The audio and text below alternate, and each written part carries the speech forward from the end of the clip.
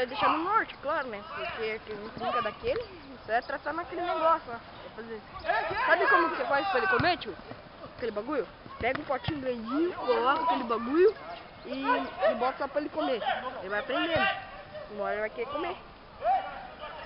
Entendi. Eu aprendi isso na internet.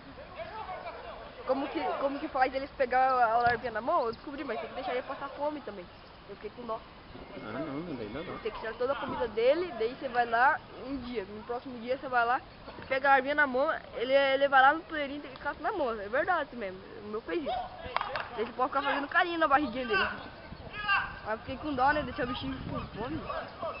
Aí que eu botei comida também, ele comeu um pouquinho.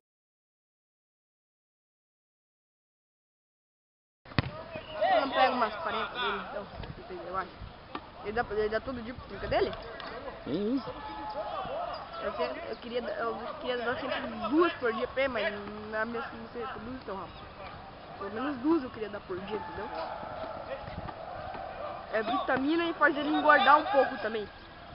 Faz engordar o canto. Engrossar, assim. O cara da Biara, eu posso te provar. Ele pagou 5 mil reais em tinta, no dinheiro. Vai tomar no cu, caralho!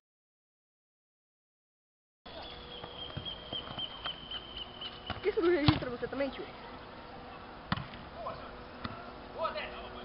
Ele pegou por 5 mil reais, agora ele não vende por menos.